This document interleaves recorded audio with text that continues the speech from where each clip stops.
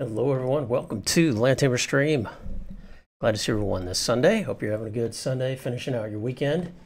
We are going to talk today about a subject that came up on Twitter from someone who's been following. I think we've been communicating on Twitter for a little while.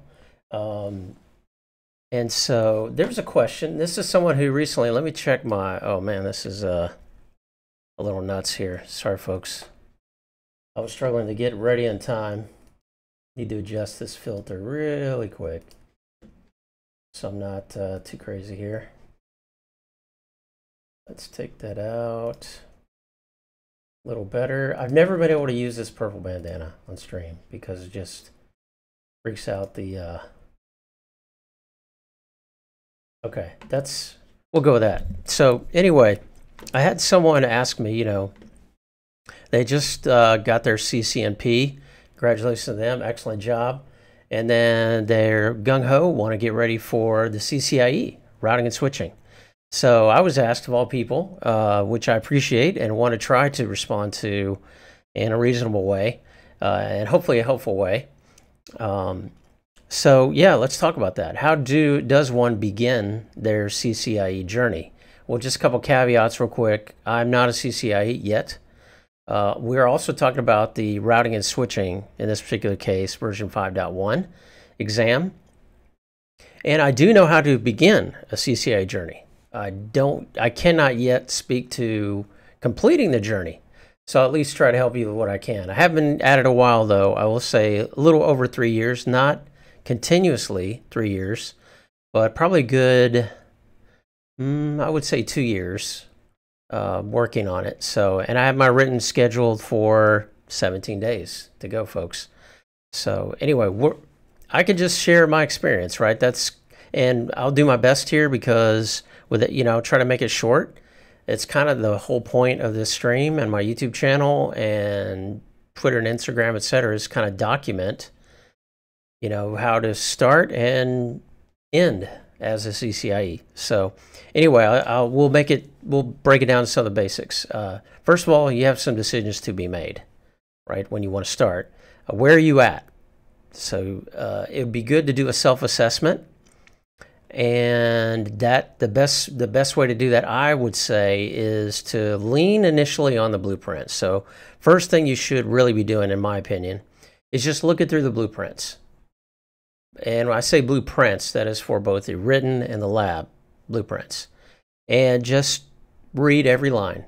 Go through every single line of both blueprints and kind of do a self-inventory. Figure out, where am I at? If you're coming from just finishing the CCNP, I know where you're at. I've been there. And you're going to find it very daunting. The blueprints for the CCIE compared to the CCNP are a lot to take in. It's a big jump, in my view. It's a lot bigger jump to me than going from CCNA to CCNP by far. Has been my experience. So anyway, but you need to figure out where you're at, because maybe you didn't. Maybe you're watching this and you haven't taken the CCNP yet. You haven't taken any Cisco exams, but maybe you've been working in, a network engineering job for years. And maybe you just started working for a managed service provider and they're encouraging you to go get your certs, right? And you're saying, well, maybe I go for the CCIE first, which you can do, unlike a lot of the other certs. CCNP, you have to get CCNA first. So in either case, it's still a good place to start. Look at the blueprints. And then you have a big decision to make, I would think, and that is based on blogs that I've read, people who have become CCIEs and their approaches. This is based on what I have read in course material about how to approach it. But essentially, you need to decide, am I going to go for the written first, or am I going to go study towards the end goal, get prepared for the lab, then go take the written, or some combination of both. And that is this is probably going to be one of the more important decisions to make early on. I'm going to put a double star by that in terms of importance. So this will probably be one of the more difficult, right, in the beginning. So my opinion on that is, or at least I'll tell you my approach, then we could talk about opinion. But I drew this little diagram when I was thinking about this. My thinking early on was that, you know, you have your blueprint for the written exam, and then you have the blueprint for the lab exam. And there are certain areas that, you know, this is probably, I started out like, this is probably not good. Let's bring up the drawing. Now that I think about it, I'm showing this on screen. It's not really what I intended. Let's open draw.io.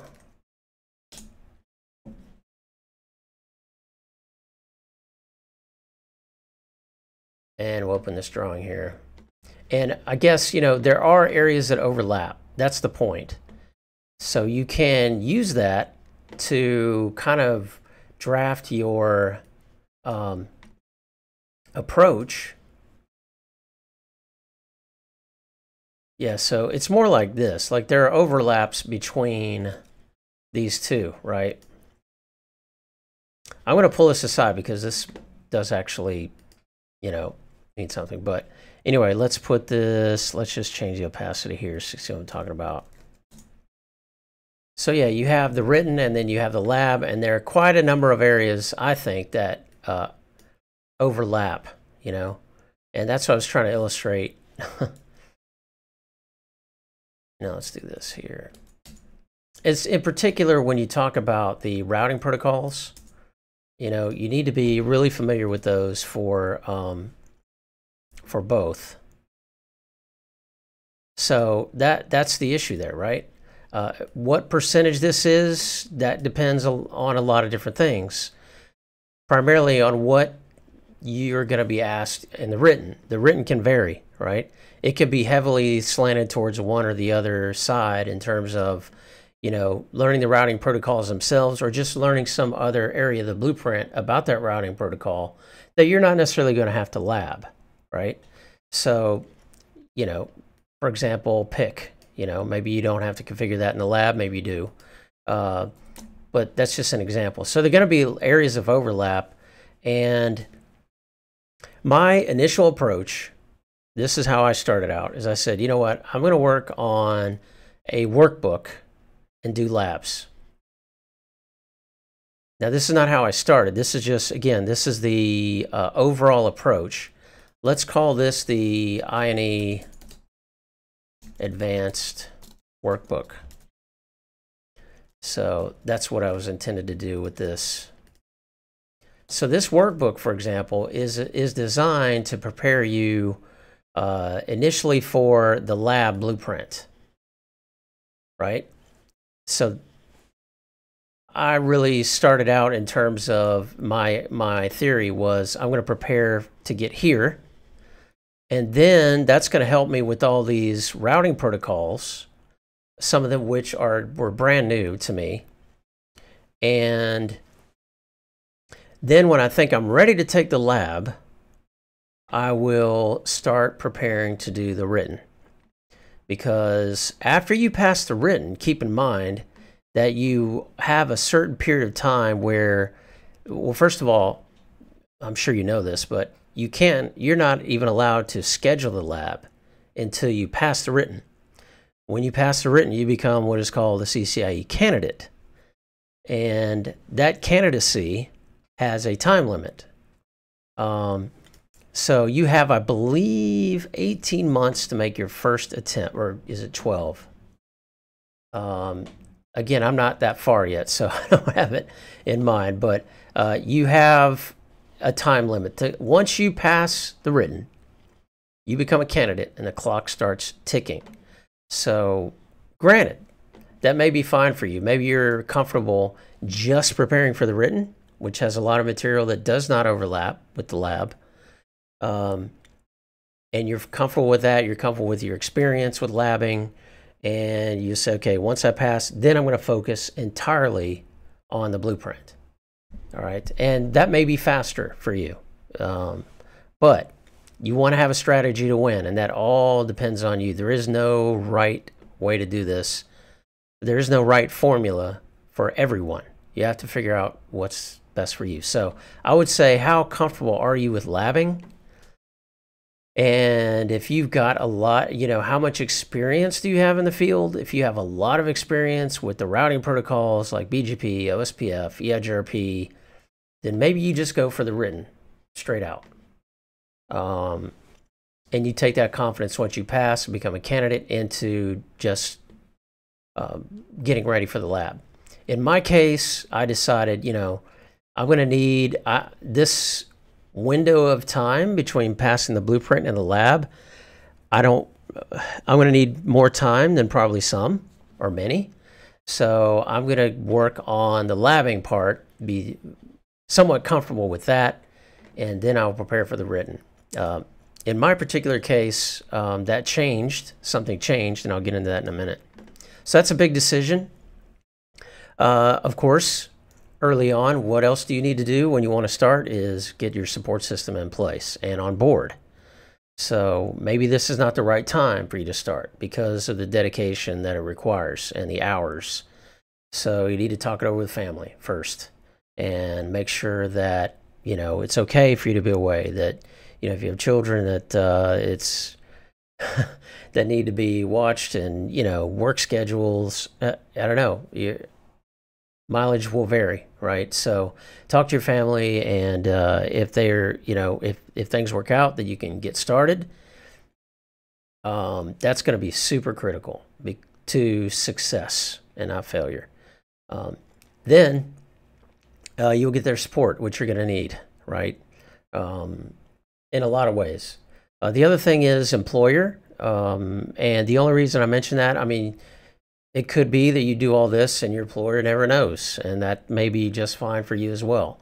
In most cases, though, there are opportunities for support, albeit financial or otherwise, from your employer. There could be support in terms of, study time and allowing you to use some of your work time for study time. If it benefits them, they may allow you to do that, And then, last but not least, of course, is the community support.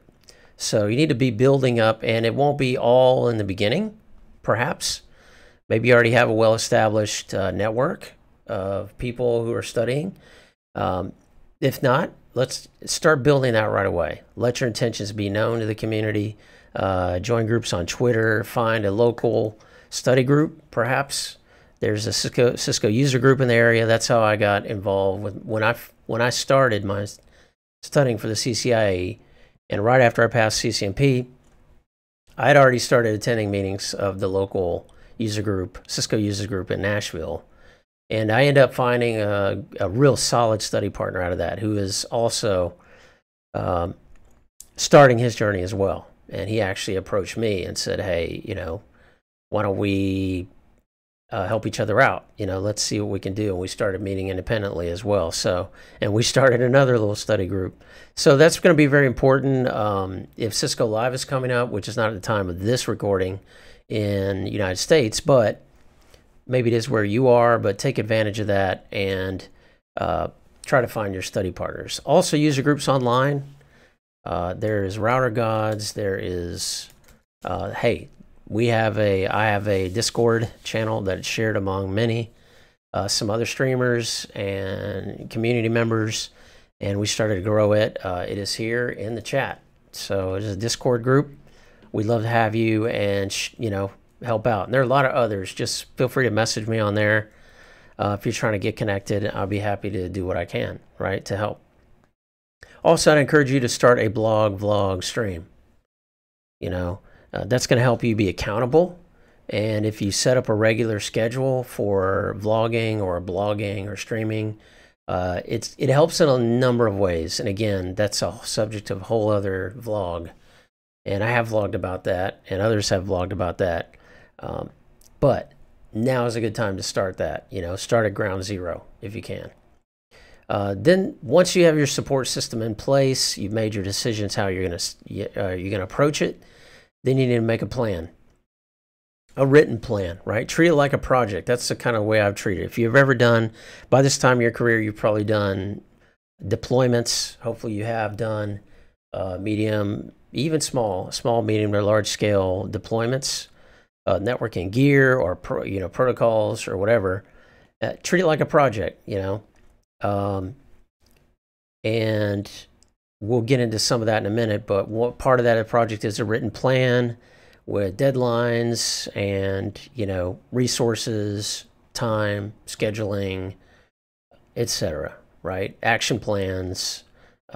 You're gonna need it, and it's pretty much expected for you to pass this thing that you have to have some project management skills. Okay, you're not gonna pass this by the seat of your pants for sure. So yeah, be ready to change your plan as well. That has happened to me because as I was going along this path of doing my labbing with the I&E Advanced Workbook, I got about halfway through that, and I had an opportunity to take a free written exam at Cisco Live, $450, right? So I took advantage of it, and I did not pass the first attempt, but I kind of changed midstream. And actually, even before that, when I started in the beginning, and I started reading some books first, I read a few books, and then I changed my plan at one point along the way there. And I said, okay, I've done enough reading. I'm not going to keep reading the books I'd planned to read. I'm just going to switch over to labbing. So be flexible. Know thyself. Know how your progress is going. You'll get feedback from others. Don't be so set on a plan that's not moving you forward in a progressive way, right? So it doesn't need to be like the old waterfall style project. Make it more an agile type project. And just get started. Don't wait around. That's the worst thing you can do is, set a soft goal or maybe even book your written exam. You can always reschedule, right? But get yourself in motion, and that's one of the main things. These are phases that this is a mix of things that how I started and sort of how I recommend you do it now based on what I've learned. But I kind of have like 4 phases, and you'll see this too in some of the course material that you get from different vendors. There is recommended reading. This is a lot smaller list than what I started with. I would definitely still recommend these books, and at least, let's say you just picked one, right? And I had study partners like, I can't just read through these books, and I understand, but I really enjoyed this book, Internetworking with TCP/IP Volume 1. Highly encourage you to read it. It does not take a tremendously long time, and some of it you will already know, but some of it will really give you a good overview of some protocols and some background and history, why things may seem unusual now, but they're that way for a reason, right? Then TCP/IP Illustrated Volume 1. This goes really deep into TCP and some other subjects. The latest edition of this one actually has some IoT and some other things in there too. That's really good. I did not finish this book. Well, I'll say I actually did finish it, but I skimmed through the last part. I mean, I read it and wasn't understanding a lot of it towards the end, but it does have a lot in the beginning. This is Roddy Perlman's book, and we'll teach you a lot about Layer 2, PPP, PPOE, PPP at least, CLNS, which is part of ISIS, part of the foundation of ISIS. And it's a really good read. It has some good stuff in here, so I definitely encourage these 3. The I&E, Brian McGann, his list, he has a longer list, and these were from he has 2 classifications of books. One is non-vendor specific, which is what these are, and then there's vendor specific. And you will be doing other reading, don't get me wrong, but this is just how I started, sort of foundational stuff. Then phase 2 for me is course material and basic labs. So this for me involved initially I&E. So I bought the Advanced Technology Workbook and video series, and I own them. You may do, again, this is a whole other blog on like costs and materials, etc. I'm just going to give you some basics here. But I started with the purchase of the INE videos and workbook. I did it over 3 payments. They were very flexible with that. I did the outright purchase as part of a sort of package deal that they have from time to time. They also have the subscription service, All Access Pass. Either way, you have to figure that out, right? Which one is best for you if you're going to do INE.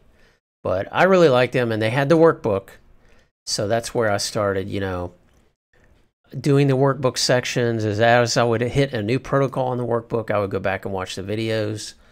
Later, after my fails on the written, I decided I needed a little more foundational material, and I didn't want to go back and read all the Cisco Press books.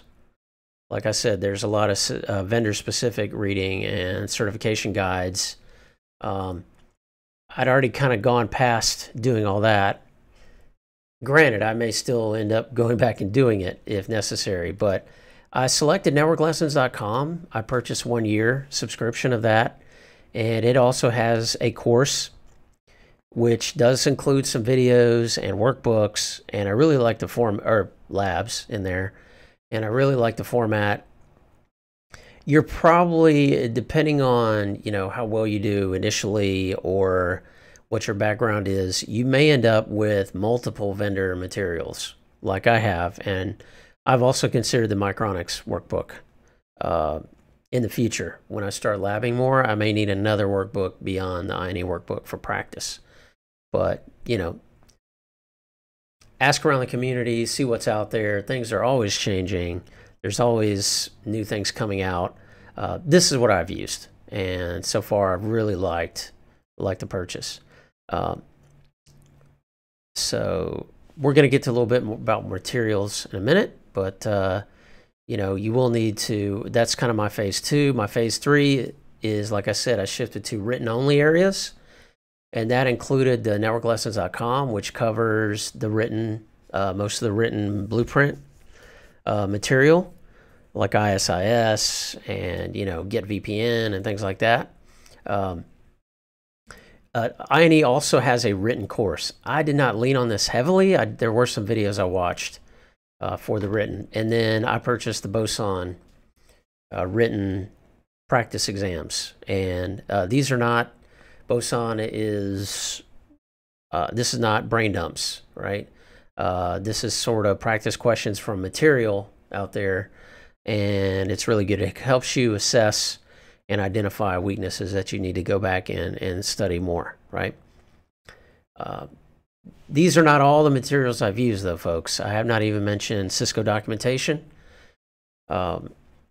which is a lot. I have not mentioned other resources that are out there, like Nick Russo's Evolving Technologies Guide. You're going to find those along the way, right? And working with the community and areas that need to bolster. Phase 4, lab only. So this is my plan. Phase 4 is this section of the lab blueprint and just some hardcore labbing, including you'll be doing large labs and things like that. That's when you may decide, okay, I may have one vendor like INE, and which does a great job, but I need more practice, I need other workbooks, etc. And you may want to look at a boot camp.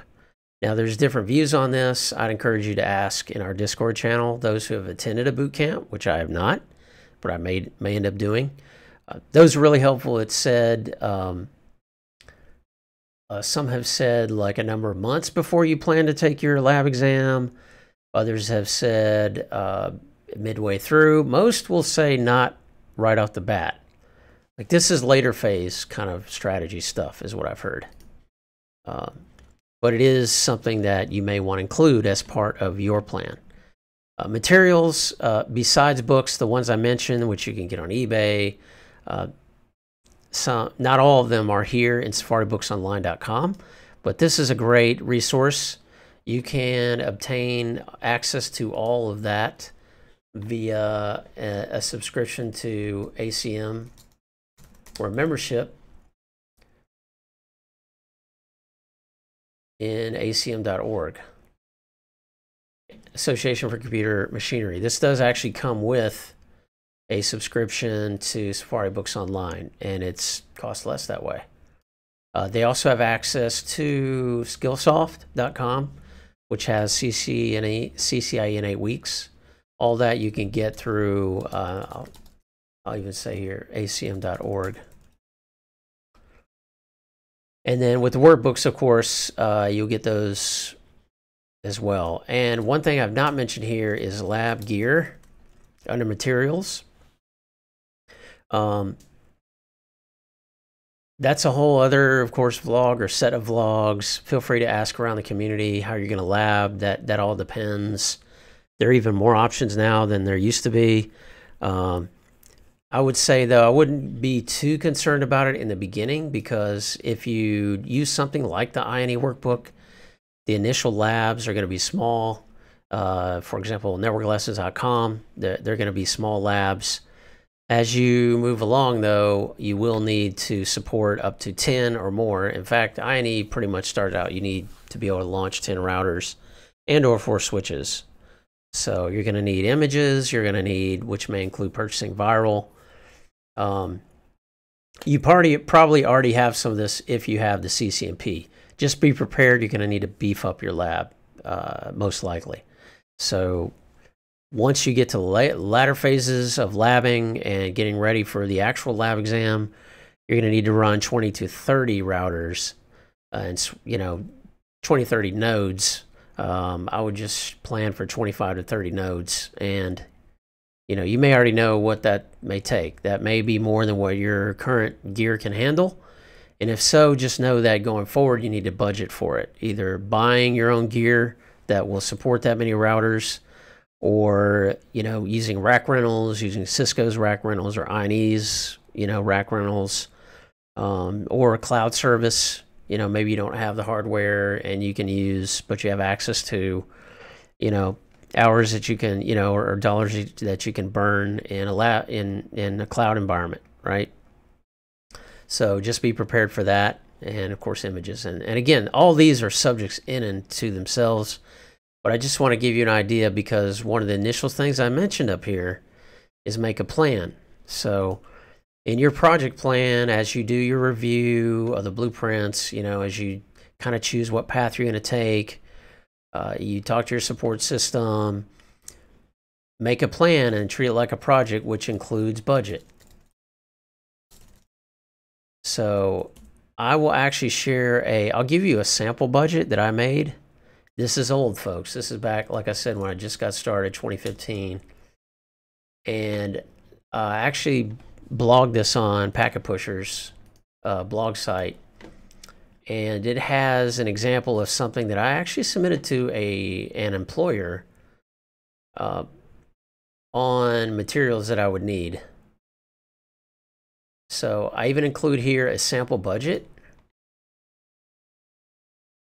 which includes I had broken it down very simply for my employer, like written and lab. And then I had some of the costs, lab exam fee, flight, hotel, books, self-study materials, lab work. This is not accurate as of right now, but as you can see here, I'd calculated already about over $5,000. So that may not necessarily need to be the case for you. Big Abe, hey, how's it going, Big Abe? I think I remember reading that before joining the Discord. Yeah, man, this is something, I started out blogging and then at some point got real busy. I kind of got sidetracked after 2015. For about a year or so, I ended up moving and ended up getting married. So a lot has changed since then, but this is probably still a good idea of sort of a budget plan that you might want to put together when you talk to your employer. But you need to start planning for it now. It's not cheap. If you need images, you need viral, you need a new computer, just start planning those things out now, developing your budget, and see if, someone like an employer will support you or help you do that. You might be surprised. That's straight, yeah. So have your plan, execute your plan, and, that's how I would get started. And it's very overwhelming, I understand. Big Abe, I was surprised by my employer's take on it. Yeah, I mean, some employers, and in fact, I have a memo here, I think. Let me open that back again. I think I included a memo. Yeti Man 01, bro, you're the man. Thanks, Yeti. Appreciate that. And we got, was that a follow? Thank you so much for the follow, Yeti Man. I appreciate it. I've gotten, and that's one thing about vlogging and streaming, folks. I've gotten so much support from the community and encouragement, and I try to give back as well, and it's great. Okay, so here's a proposal in PDF. And I think this is the entire proposal, actually. Yeah. So yeah, one thing I think with employers, you never know how they're going to react. It doesn't hurt to ask, because some may feel that, well, as soon as you get your CCIE, you're gone. You're gonna leave this company, and not necessarily. And as I put it in here, the prestige of CCIE pass can lead to poaching attempts, some claim by Cisco itself, but in particular Cisco partners. Resellers are eager to claim those CCIE numbers in order to qualify. Well, I don't rule it out entirely. My previous employer was a Cisco reseller, and I'm not able to return that market myself. Some industry think tanks recommend enterprises avoid staffing CCIEs, as may be overpaying in proportion to need. This is usually qualified, however, by enterprises with a static network. Scaling networks with considerable growth save money building versus buying CCIE expertise. So, yeah, and there's a lot to be said for loyalty, at least I feel that way. Some don't. For some, it's all about the dollar. It's not that way for me. And I feel, loyalty is a thing, I think. And it's in particular to certain managers or directors that you really enjoy working with. And you might be surprised what they're willing to do for you. So, as it was commented here by some of the folks that I know personally, that have seen really good support from their employer. But, like any presentation, right, it's a sales pitch. You need to have a plan, and you need to be able to present it that way. Big Abe says some business will have you sign a retention agreement. Yes, very true. And I've done that before with my CCNP. I actually, like I said, I was at a reseller, and they gave me a lot of support. It was good for them. It was good for me. But there were certain, implications. Oftentimes, too, employer will pay with results. So sometimes they'll support you or allow you to expense something if you pass, but not if you fail. So keep that in mind. Either way, you need a budget to get it done. So yeah, that's what I have so far, folks. If you have any other comments or questions, feel free to leave those. If you're watching this on YouTube, I feel some might be. Feel free to leave some helpful comments. And this comes up from time to time, and I'm happy to share whatever I can on it. About my written plan, though, moving on to just the rest of the vlog. The written plan, my written plan currently, as I said, I have 17 days. I've finished my self-assessment with the blueprint. Again, the blueprints are your friends, folks. No matter what material you purchase or that you use or what documentation that you read, the blueprints are your guides. And you're responsible really for covering everything in that blueprint as best as you can. Regardless, let's say you're using I&E and you say, oh, well, they left out material here on the blueprint. Well, that's not their fault. If you got tested on that and you didn't know it, that's your fault. So go to the blueprint often, not just at the beginning, but throughout, and make sure you're doing self-assessment on all those areas. See how you're doing. That's what I did finish today. And I actually have a copy of the blueprint out there on GitHub that has, it's nothing fancy, folks. It just has this is a link to it. But all it has at the top is like a header, and the header has like number of days to go, like when is your next exam date. Like I have 17 days left, it calculates that. And then I have a grade that I grade myself on these areas. I have a lot of C's. C's turn up red. But I finished this today, and some of them I did a C, but I said, okay, this is a C in this area because of this, what's here in the notes, right? So these are particular things that I think if I got that covered, I would could move this to a B or an A. So yeah, I did this today. I went through and I used my Boson test exam results recently. I did 400 of the 500. And I was surprised to find how much areas that I was weak in network principles. And even layer 2. I always felt pretty confident in those areas. But I found out today and the last few days that really there's some areas I do need to bolster up there. And I remember from my last written that, you know, I went back through all my notes from both attempts and fails. And I used those to make myself some of my own flashcards. So to make sure at least, I mean, it's very unlikely I'm going to see the same questions. But just in case I do, I want to be prepared and at least understand why I missed them, right? That's the whole point, is to learn. Leonida 5, thank you for the follow. Appreciate that. Welcome to the Land Tamer stream. Land with where we deal only in good bits and we discard the bad bits right away. Thanks for joining us here. We talk about networking a lot. One thing though, and this I had to be real careful about, and I'll probably do a separate vlog about this, but brutal honesty. So when you're assessing these blueprint topics, you really do need to be brutally honest with yourself. And I'm not saying be overly harsh or overly critical. I'm just saying, okay, so you thought you had, you know, all the BPDUs figured out, but you hit that Boson question, or you look back through your fail notes, and you're like, I missed this. I actually need to dig into that a little. I don't maybe know it as well as I thought I did. Don't let pride get in the way, folks, because the exam doesn't care anything about your pride. Be brutally honest and hit those areas. So what I did is I developed a calendar for the last 17 days, and it's nothing elaborate. I didn't spend a lot of time on it.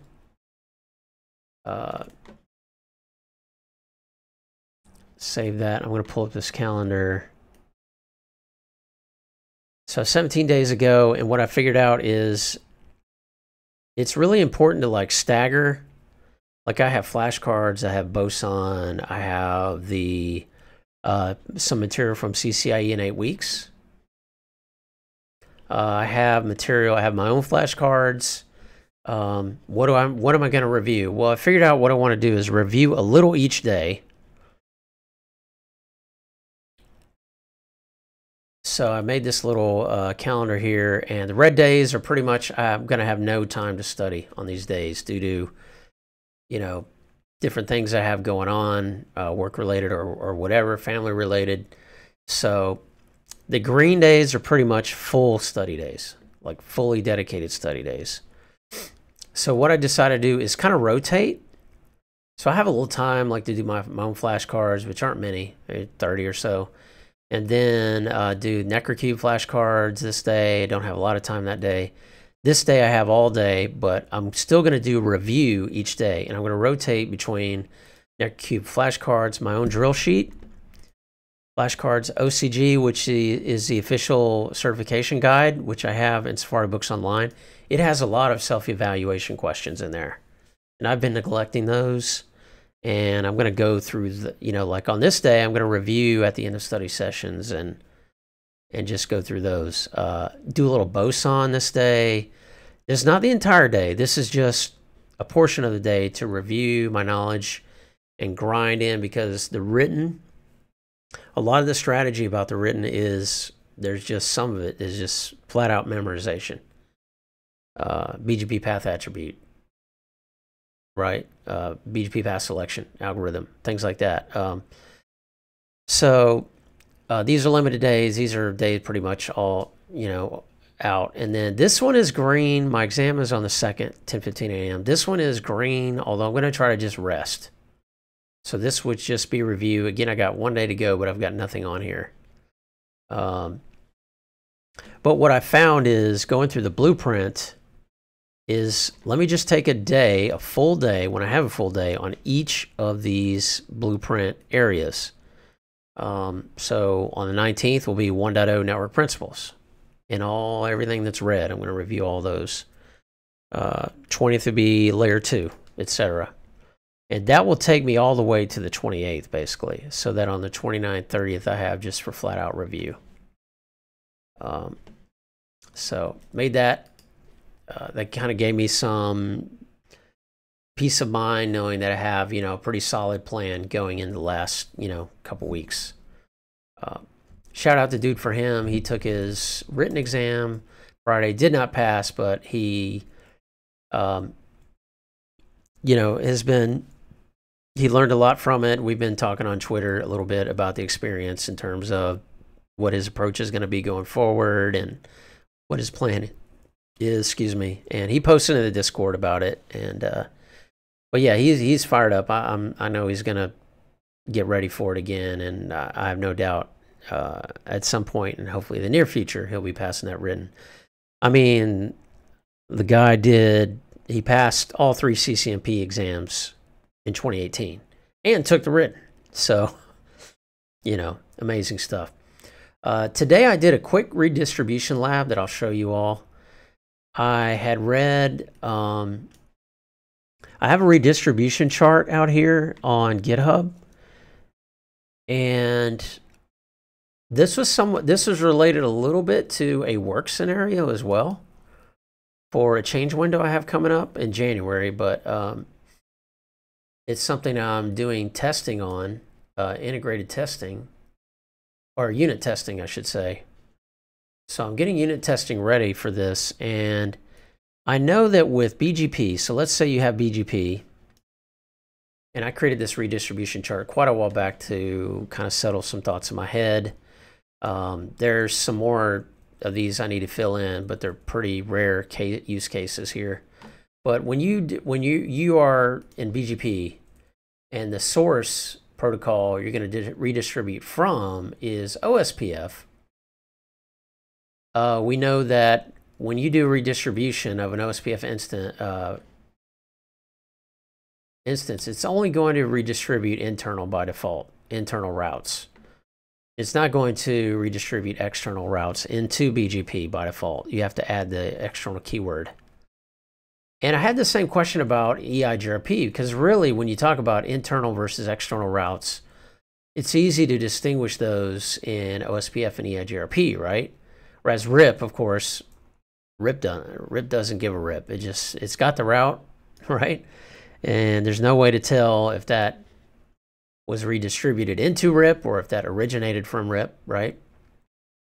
But what about, EIGRP? Well, I couldn't really find any good documentation on it. So I'm like, you know what, let me just lab it. I don't think it distinguishes it at all. So let's say if you're in BGP, we've got AS 6500 here, and then we've got EIGRP 100. And I actually tried this like with external and summary, right? But as I confirmed here on router 2, when I redistribute from EIGRP into BGP, and I have routes with different administrative distances. So I have an internal EIGRP route of 90 AD, and I have an external EIGRP route of 170. Doesn't matter. There's no distinction made. And so anyway, I confirmed that. Didn't take long to confirm that, so that was helpful. I also played a little bit with the summary address AD. You know how you always study the administrative distances and you memorize them? Like ISIS is 115, right? And we know for EIGRP, like we just mentioned, internal is 90, external is 170. And then you always study about EIGRP's summary route is 5. And I thought, you know what? Does it actually show that when it advertises it to the neighbor? Like, what does the neighbor see the summary route as? We know it sees external routes as 170. That we know. But what about the summary route? And I wasn't sure, so I labbed it. And what I saw is, for example, we have here, this is router 3. Or let's take router 4. I've advertised a summary route. Show run interface jazz 00. And I have a loopback here that is a 2.5, it's a /8. And I'm essentially advertising a summary address of 4.0.0/6. So what happens is if you look over, and I'm advertising out this interface. So if I look at router 3,